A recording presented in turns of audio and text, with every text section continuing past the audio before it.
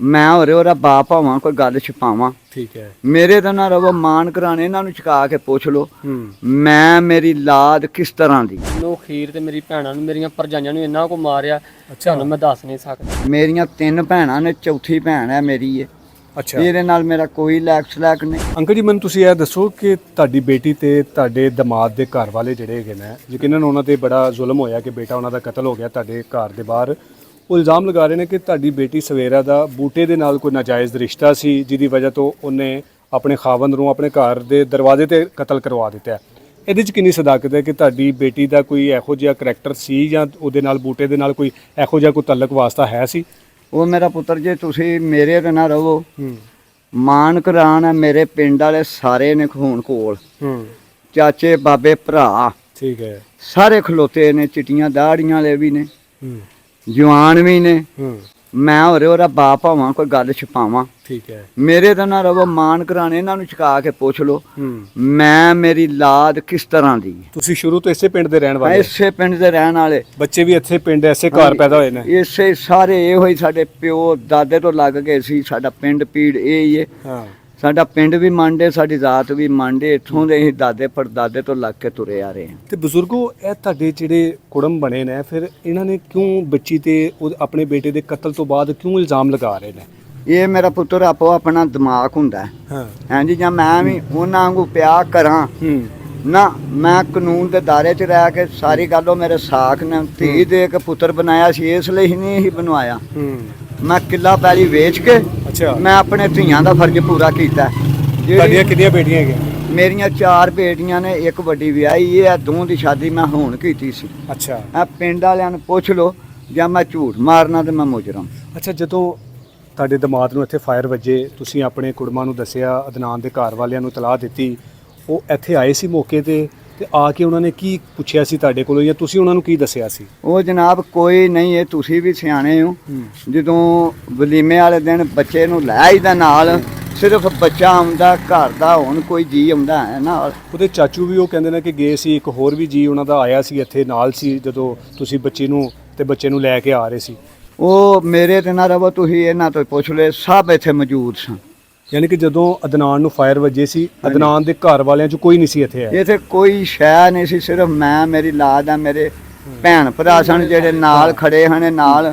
ਇੱਥੇ ਜਦੋਂ ਫਾਇਰ ਵੱਜੇ ਨੇ ਇੱਥੋਂ ਹੀ ਮੰਜੀ ਤੇ ਪਾਇਆ ਇਹਨਾਂ ਨੂੰ ਆਖਿਆ ਛੇਤੀ ਲੈ ਚੱਲੋ। ਅੱਛਾ ਜਿਹੜਾ ਕੰਮ ਹੋਣਾ ਸੀ ਉਹ ਗਿਆ ਹੋ। ਇਹ ਤੁਸੀਂ ਜੋ ਕੁਝ ਕਹਿ ਰਹੇ ਹੋ ਅੱਲਾ ਨੂੰ ਹਾਜ਼ਰ ਨਾਜ਼ਰ ਜਾਣ ਕੇ ਕਹਿ ਰਹੇ ਹੋ ਨਾ? ਮੈਂ ਲਾ ਇਲਾਹਾ ਇল্লাল্লাਹ ਮੁਹੰਮਦ ਰਸੂਲ ਅੱਲਾਹ ਸਦਕੇ ਹਬੀਬ ਦੇ ਇਸ ਗੱਲ 'ਚ ਇੰਨੀ ਵੀ ਲੱਸ ਹੋਏ।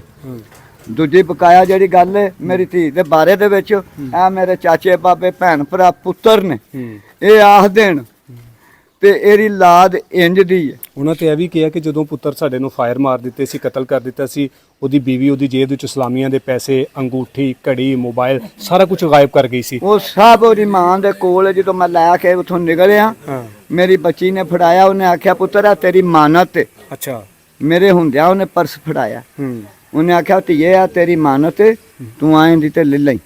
ਤੁਸੀਂ ਉੱਥੇ ਜਨਾਜ਼ੇ ਤੇ ਗਏ ਸੀ ਆਪਣੇ ਦਮਾਦ ਦੇ ਜਨਾਜ਼ੇ ਦੇ ਵਿੱਚ ਸ਼ਿਰਕਤ ਕੀਤੀ ਸੀ? ਜਨਾਜ਼ੇ ਤੇ ਹਾਂ ਕਈ ਜਾਣਾ ਸੀ ਜਦੋਂ ਫੌਤ ਹੋਇਆ ਹਾਂ ਫੋਨ ਕਰਕੇ ਅਸੀਂ ਨਾਲੇ ਹੀ ਆ ਧੱਦੂਆਂ ਪਿਛਾਂ ਇੱਥੋਂ ਕਾਰੀ ਡੱਬੇ ਤੇ ਖੜੀ ਹੈ 22 ਯਾਰਾਂ ਰਲੀ ਹੈ ਧੱਦੂਆਂ ਪਿਛਾਂ ਸਾਨੂੰ। ਤੁਸੀਂ ਉਹਨੂੰ ਬਚਾਉਣ ਦੀ ਪੂਰੀ ਕੋਸ਼ਿਸ਼ ਕੀਤੀ? ਪੂਰੀ ਔਰ 22 ਯਾਰਾਂ ਦੇ ਵਿੱਚ ਪਾ ਕੇ ਹਾਂ ਖੜਿਆ ਡਸ ਕੇ। ਅੱਛਾ ਉਹਨਾਂ ਸਾਨੂੰ ਘੜੀ ਰੱਖ ਕੇ ਨਾਸ਼ਾ ਲੈ ਕੇ ਅਗਾਂ ਟੋਰ ਦਿੱਤਾ ਕੋਈ ਨਾਲੇ ਜਾ ਕੇ ਹਸਪਤਾਲ ਦੇ ਵਿੱਚ 10 ਮਿੰਟ ਬਾਅਦ ਉਹਦੀ ਡੈਥ ਹੋਈ ਹੈ। ਇਹ ਉਦੋਂ ਬਾਅਦ 15-20 ਮਿੰਟ ਅੱਧਾ ਘੰਟਾ ਰਲੇ ਨੇ ਸਾਰੇ। ਤੁਹਾਡੀ ਬੇਟੀ ਉਸ ਟਾਈਮ ਤੇ ਕਿੱਥੇ ਸੀ? ਨਾਲ ਸੀ? ਉਹ ਇੱਥੇ ਸੀ ਉਹਨਾਂ ਨੂੰ ਫੋਨ ਕਰਕੇ ਆਖਿਆ ਜਾ ਕੇ ਢਿੱਡੋ ਵਾਲੀ ਦੱਸੋ ਉਹਨਾਂ ਨੂੰ ਕੋਈ ਜੀ। ਅੱਛਾ ਇਹ ਗਏ ਨੇ ਉਹਨਾਂ ਇਹਨਾਂ ਦੇ ਨਾਲ ਜੋ ਸਲੂਕ ਕੀਤਾ ਉਹਨਾਂ ਦੇ ਪਿੰਡ ਵਾਲਿਆਂ ਨੂੰ ਵੀ ਪਤਾ ਤੇ ਮੇਰੇ ਪਿੰਡ ਵਾਲਿਆਂ ਨੂੰ ਵੀ ਪਤਾ ਜਿਹੜੇ ਨਾਲ। ਯਾਨੀ ਕਿ ਜਦੋਂ ਉੱਥੇ ਬੱਚਾ ਫੌਤ ਹੋ ਗਿਆ ਸੀ ਤੁਸੀਂ ਆਪਣੇ ਘਰਦਿਆਂ ਨੂੰ ਕਿਹਾ ਕਿ ਤੁਸੀਂ ਉਹਨਾਂ ਦੇ ਘਰ ਪਹੁੰਚੋ? ਘਰ ਜਾਓ ਸਾਨੂੰ ਦਰਸ ਹੀ ਤੇ ਗਏ ਹਨ। ਕੌਣ ਕੌਣ ਗਿਆ ਸੀ ਉੱਥੇ? ਉੱਥੇ ਗਏ ਸੀ ਅਲਫਾ ਸਵੇਰਾ ਅੱਛਾ ਉਹਦੀ ਮਾਂ ਖਾਲਾ ਭਰਜਾਈਆਂ ਉਹਦੀਆਂ ਭਰਾ ਵੱਡਾ ਆ 2 ਚਾਚੇ ਸਨ ਉਹਨਾਂ ਨੇ ਅੱਗੇ ਕੀ ਸਲੂਕ ਕੀਤਾ ਸੀ? ਉਹਨਾਂ ਨੂੰ ਉਹ ਮੈਨੂੰ ਨਾ ਮੈਂ ਕਿਹੜਾ ਕੋਲ ਸਾਂ ਉਹ ਇਹਨਾਂ ਨੇ ਪੁੱਛੋ ਨਾ ਕੀ ਕੀਤਾ ਉਹਨਾਂ ਆ ਮੇਰੇ ਪੁੱਤਰ ਨੂੰ ਮਾਰ ਕੇ ਹਲਾਲ ਕਰ ਦਿੱਤਾ। ਵੈਸੇ ਤੂੰ ਗਿਆ ਸੀ ਉਹਨਾਂ ਦੇ ਘਰ ਜਦੋਂ ਬੱਚਾ ਫੌਤ ਹੋ ਗਿਆ ਸੀ ਤੇ ਉਹਨਾਂ ਨੂੰ ਜਾ ਕੇ ਤੁਸੀਂ ਕਿਵੇਂ ਮਿਲੇ ਸੀ ਤੇ ਤੁਹਾਡੇ ਨਾਲ ਉਹਨਾਂ ਨੇ ਕਿਉਂ ਬਦਸਲੂਕੀ ਇਹ ਕੀਤੀ? ਸਿਰਫ ਸਾਨੂੰ ਉਹਨਾਂ ਬਹਿਣ ਵੀ ਨਹੀਂ ਦਿੱਤਾ ਹੈ। ਹਾਂ ਠੀਕ ਹੈ, ਜਾਂਦਿਆਂ ਸਾਰੇ ਉਹਨਾਂ ਸਾਨੂੰ ਮਾਰਨ ਦਾ ਮੇਰੀ ਅੰਮੀ ਨੂੰ, ਮੇਰੀ ਸਿਸਟਰ ਜਿਹਦੀ ਸ਼ਾਦੀ ਹੋਈ ਉਹਨੂੰ, ਮੈਨੂੰ, ਦੋ ਇੱਥੇ ਚਾਚੇ ਹਨ ਉਹਨਾਂ ਨੇ ਉਹਨਾਂ ਹੱਥ ਵੀ ਲਾਇਆ ਤੇ ਪਰ ਉਹਨਾਂ ਮੈਨੂੰ ਖੀਰ ਤੇ ਮੇਰੀ ਭੈਣਾਂ ਨੂੰ, ਮੇਰੀਆਂ ਭਰਜਾਈਆਂ ਨੂੰ ਇੰਨਾ ਕੋ ਮਾਰਿਆ ਤੁਹਾਨੂੰ ਮੈਂ ਦੱਸ ਨਹੀਂ ਸਕਦਾ ਹੈ। ਇਹ ਜਿਨ੍ਹਾਂ ਦਾ ਬੇਟਾ ਕਤਲ ਹੋਇਆ ਉਹਨਾਂ ਨੇ ਮਾਰਿਆ ਉਸ ਤੋਂ ਬਾਅਦ ਮੈਂ ਨਾਲ ਦੀ ਬੈਠਕ ਦੇ ਵਿੱਚ ਜਾ ਕੇ ਬਿਠਾਇਆ ਉਹਨਾਂ ਦੇ ਪਿੰਡ ਦੇ ਬੰਦਿਆਂ ਨੇ। ਉਹਨਾਂ ਦੇ ਇੱਕ ਭਰਾ ਆਇਆ, ਉਹਨੇ ਤਕਰੀਬਨ ਯਕੀਨ ਮੈਨੂੰ ਐਡੀ ਲੰਮੀ ਛੁਰੀ ਫੜੀ ਹੈ, ਉਹ ਮੈਨੂੰ ਮਾਰਨ ਲੱਗਿਆ। ਉਹ ਜਿਨ੍ਹਾਂ ਦੀ ਬੈਠਕ 'ਚ ਮੈਂ ਬੈਠਾ ਉਹਨਾਂ ਆਖਿਆ ਸਾਡੇ ਤੇ ਨਹੀਂ ਬੰਦਾ ਪੈਣਾ ਚਾਹੀਦਾ। ਅੱਛਾ। ਉਹਨਾਂ ਉਹਦੇ ਛੋਟਾ ਭਾਈ ਏ ਅਦਨਾਨ ਦਾ, ਉਹਨੂੰ ਫੜ ਕੇ ਉਹਨੂੰ ਆਪਣੇ ਘਰੋਂ ਨਾ ਬਾਹਰ ਕੱਢਿਆ। ਠੀਕ ਹੈ, ਉਸ ਤੋਂ ਬਾਅਦ ਉਹਨਾਂ ਫਿਰ ਮੈਨੂੰ ਪਿਛਲੇ ਅੰਦਰ ਡੱਕ ਦਿੱਤਾ। ਅੱਛਾ।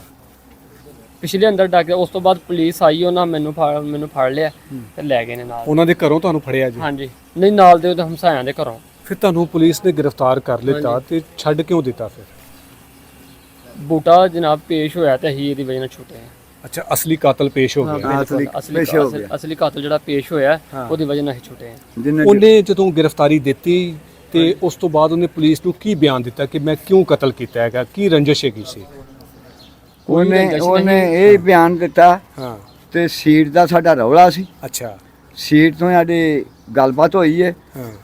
ਮੇਰੀਆਂ 3 ਭੈਣਾਂ ਨੇ, ਚੌਥੀ ਭੈਣ ਹੈ ਮੇਰੀ ਹੈ। ਅੱਛਾ। ਇਹਦੇ ਨਾਲ ਮੇਰਾ ਕੋਈ ਲੈਕ ਨਹੀਂ। ਉਹਨੇ ਪੁਲਿਸ ਨੂੰ ਔਨ ਰਿਕਾਰਡ ਹੈ ਬਿਆਨ ਦਿੱਤਾ ਕਿ ਮੇਰਾ ਅਲਫਾ ਸਵੇਰਾ ਦੇ ਨਾਲ ਕੋਈ ਨਾਜਾਇਜ਼ ਤਾਲੁਕ ਨਹੀਂ ਹੈ। ਤੁਸੀਂ ਆ ਮੋਬਾਈਲ ਲਵੋ, ਮੇਰਾ ਡਾਟਾ ਕਢਾਓ। ਠੀਕ ਹੈ। ਮੇਰੀ ਇੱਕ ਕਾਲ ਵੀ ਹੋਏ ਮੈਂ ਜਿਵੇਂ ਮਰਜ਼ੀ, ਮੇਰੀ ਉਹ ਭੈਣ ਹੈ। ਇਹ ਚੱਕਰ ਦੇ ਵਿੱਚ ਕੋਈ ਨਹੀਂ। ਪੁਲਿਸ ਨੇ ਤੁਹਾਡੀ ਬੇਟੀ ਨੂੰ ਵੀ ਸ਼ਾਮਲੇ ਤਫਤੀਸ਼ ਕੀਤਾ ਹੈ? ਉਹ ਨਾ ਮੋਬਾਈਲ ਹਰ ਸ਼ੈ ਲੈ ਲਈ, ਡੇਟੇ ਡੂਟੇ ਕੱਢ ਲਏ ਨੇ। ਤੁਹਾਡੀ ਬੇਟੀ ਦੇ ਮੋਬਾਈਲ? ਹਾਂਜੀ, ਜਿਹੜਾ ਉਹਨਾਂ ਆਖਿਆ ਹਾਂ ਦੇ ਛੜੇ ਨੇ। ਉਹ ਜਨਾਬ ਉਹ ਦੂਲਾ ਜਿਹੜਾ ਉਹਦੇ ਹੱਥੀ ਪਿਆ ਨਾ, ਸਾਰਾ ਕੰਮ ਉੱਥੇ ਹੀ। ਉਹ ਦੂਲੇ ਦੀ ਤੇ ਨਵੀਂ ਰਿਸ਼ਤੇਦਾਰੀ ਸੀ, ਕੋ ਪਾਗਲ ਸੀ ਮੈਂਟਲੀ ਤੌਰ ਤੇ ਜਿਹੜਾ ਉਹ ਹੱਥੀ ਪੈ ਗਿਆ ਸੀ? ਇਹ ਨਹੀਂ ਪੁੱਤਰ, ਉਹਨੂੰ ਸਗੋਂ ਮੈਂ ਆਖਿਆ ਤੇ ਪੁੱਤਰ ਤੇਰਾ ਨਹੀਂ ਹੱਕ, ਤੂੰ ਉੱਥੇ ਚੱਲ, ਇਹ ਸਾਡੇ ਘਰ ਦਾ ਮਸਲਾ ਹੈ। ਹੁਣ ਤੁਸੀਂ ਕੀ ਚਾਹੁੰਦੇ ਹੋ ਕਿ ਤੁਹਾਡੀ ਬੇਟੀ ਦਾ ਵੀ ਘਰ ਜਿਹੜਾ ਹੈਗਾ ਨਾ ਉਜੜ ਗਿਆ, ਸ਼ਾਦੀ ਤੋਂ ਅਗਲੇ ਦਿਨ ਉਹ ਬੇਵਾ ਹੋ ਗਈ, ਤੁਹਾਡਾ ਦਮਾਦ ਇਸ ਦੁਨੀਆ ਤੋਂ ਚਲਾ ਗਿਆ, ਬਹੁਤ ਵੱਡਾ ਜ਼ੁਲਮ ਹੋਇਆ ਤੁਹਾਡੇ ਨਾਲ ਵੀ, ਜਿਨ੍ਹਾਂ ਦਾ ਬੱਚਾ ਕਤਲ ਹੋਇਆ ਉਹਨਾਂ ਦੇ ਨਾਲ ਵੀ। ਹੁਣ ਤੁਸੀਂ ਕੀ ਚਾਹੁੰਦੇ ਹੋ, ਕੀ ਹੋਣਾ ਚਾਹੀਦਾ ਜੀ? ਮੈਂ ਇਹ ਚਾਹਨਾ ਮੇਰਾ ਇਨਸਾਫ ਹੋਣਾ ਚਾਹੀਦਾ, ਮੈਨੂੰ ਇਨਸਾਫ ਮਿਲਣਾ ਚਾਹੀਦਾ। ਅੱਲਾ ਤੇ ਅੱਲਾ ਦੇ ਰਸੂਲ ਦੇ ਨਾਲ ਮੈਨੂੰ ਸੱਚ ਮੈਂ ਬੋਲਣਾ, ਮੈਂ ਝੂਠ ਨਹੀਂ ਆ। ਮੇਰੇ ਸਾਰੇ ਭੈਣਾਂ ਭਰਾ ਨੇ, ਇੱਕ ਲਫ਼ਜ਼ ਦਾ ਵੀ ਝੂਠ ਹੋਇਆ ਤਾਂ ਜੋ ਮਰਜ਼ੀ ਆਖਿਓ, ਜਿਹੜੀ ਹਕੀਕਤ ਗੱਲ ਉਹ ਮੈਂ ਤੁਹਾਡੇ ਨਾਲ ਕੀਤੀ। ਬਿਲਕੁਲ ਠੀਕ। ਹਾਂ, ਮੈਨੂੰ ਇਹ ਇਨਸਾਫ ਹੋਣਾ ਚਾਹੀਦਾ। ਹਾਂ, ਮੈਂ ਇਨਸਾਫ ਮੰਗਣਾ ਬਸ। ਉਸ ਤੋਂ ਬਾਅਦ ਤੁਹਾਡੇ ਦਮਾਦ ਦੇ ਘਰ ਵਾਲਿਆਂ ਨਾਲ ਕੋਈ ਰਾਬਤਾ ਹੋਇਆ? नहीं, ये तक कोई नहीं होया। हाँ, ये तक कोई नहीं होया। नाज़रीन, आपने सारी गुफ्तगू सुनी कि किस तरह से दूल्हे को उसके ससुराल की दहलीज पर कत्ल किया गया। अभी तक आपके सामने सिर्फ एक तरफ का मौक़िफ़ आ रहा था कि दुल्हन ने अपने मुबैना आशना के साथ मिलकर अपने घर की दहलीज पर अपने दूल्हे को कत्ल करवा दिया। जब हमने इस गांव से इन लोगों के साथ रब्ता किया तो कहानी कुछ और निकली।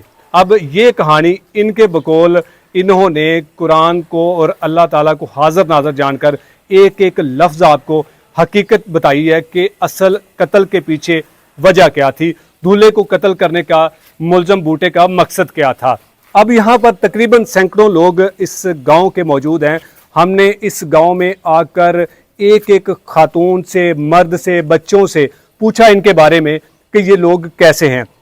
इनकी शराफत की और इनके अच्छेपन की गवाही तो मकतूल का बाप खुद ही दे चुका है कि हमने जब रिश्ता किया था तो हमने बच्ची के वालिदैन को देखा था और उसके बाद हमने ये रिश्ता तय कर लिया था। अब उनको बड़ेपन का मुजाहरा करना चाहिए कि मेरिट पर इस केस की तफ्तीश करनी चाहिए कि असल में जो कसूरवार है उसको सज़ा देनी चाहिए। इस बूढ़े बाप को जिसने अपनी कुछ अर्सा पहले ज़मीन बेचकर अपनी 2 बेटियों की शादी का बंदोबस्त किया, अगर उस बेटी के अंदर कुछ इस तरह की कोई मामलात थे तो वो बच्ची शादी और रुखसती से पहले निकाह ही क्यों करती, वो उस लड़के के साथ ही भाग जाती जिस पर ये इल्ज़ाम लगाया जा रहा है। जबकि मुलज़म बूटे को जब पुलिस ने गिरफ्तार किया तो उसने जब दौरान तफ्तीश उसकी तफ्तीश की गई तो मुलज़म ने ये इतराफ़ जुर्म किया कि जो मकतूल जो अदनान जिसको मैंने कत्ल किया है, उसने मेरे साथ जब हम दूसरी बेटी की तरफ जा रहे थे तो रास्ते में जो इनकी जो तलख कलामी हुई जो या फिर जो भी झगड़ा हुआ उसकी सीसीटीवी फुटेज भी हमारे पास मौजूद है। हम कोशिश करेंगे कि उस वीडियो को भी आप तक पहुंचाएं कि उसमें कितनी सदाकत है, कौन कितना कसूरवार था।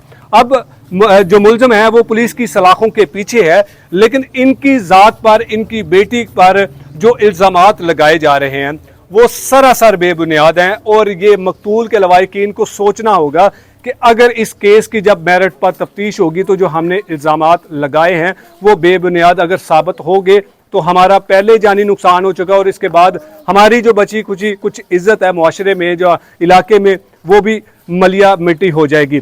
हमारा यहाँ तक आने का मकसद आप तक इस वक़ुआ की हकीकत पहुँचाना है कि अगर इन पर जो इल्ज़ामात लगाए गए तो उन इल्ज़ामात लगाने का मकसद क्या था। इनकी बेटी हंसी खुशी इस घर से रुखसत हुई, दुल्हन बनकर वो उस गांव में गई और वो दूल्हा बनकर जब इस घर पहली दफ़ा पहुंचा तो इस दहलीज पर उसको बेदर्दी से कत्ल कर दिया।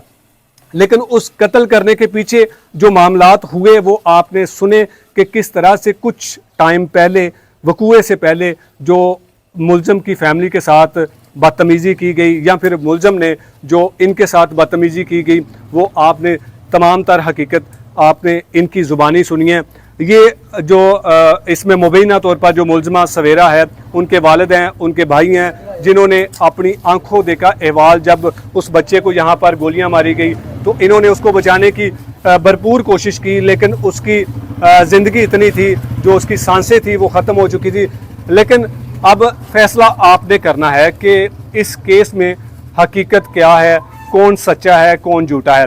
पुलिस ने मुलज़म को, जो इस केस का मरकज़ी मुलज़म है, जिसका किसी किस्म का कोई नाजायज़ किसी के साथ कोई ताल्लुक़ नहीं है, उसने सिर्फ एक मामूली सी रंजिश की बिना पर जो मकतूल दूल्हे को कत्ल किया और उसके बाद वो इस वक्त पुलिस की हिरासत में मौजूद है। और अभी पुलिस ने इनको भी गिरफ़्तार किया, इनको भी शामिल तफ्तीश किया। अगर इनका कसूर होता या फिर इनकी बेटी ने इनके दामाद को कत्ल करवाया होता तो पुलिस इनको कभी भी रिहा ना करती, पुलिस इनको बेगुनाह ना करती और अगली ही रात ये दोनों बाप बेटा जो है वो पुलिस की हिरासत से आज़ाद होकर अपने घर, अपने गांव पहुंच चुके हैं। लेकिन अभी तक जो दुल्हन है वो पुलिस ने जो है वो उसको अभी तक शामिल तफ्तीश नहीं किया, लेकिन उसका जो भी मोबाइल गैजेट्स वगैरह हैं वो पुलिस ने अपनी तहवील में लेकर उनकी तफ्तीश जारी कर दिया। इस केस में हम यहाँ गांव के कुछ और मौजूदीन से भी आपकी मुलाकात करवाएंगे कि वो इनके बारे में क्या कहते हैं, क्या इन्होंने जो कहानी बताई है उसमें कितनी सदाकत है, या फिर जो इनके जो दामाद के जो लवाहिकीन हैं वो जो इन पर इल्ज़ामात लगा रहे हैं उनका लगाने का मकसद क्या है। अगली वीडियो में आपसे दोबारा मुलाकात होगी, तब तक के लिए अल्लाह निगहबान।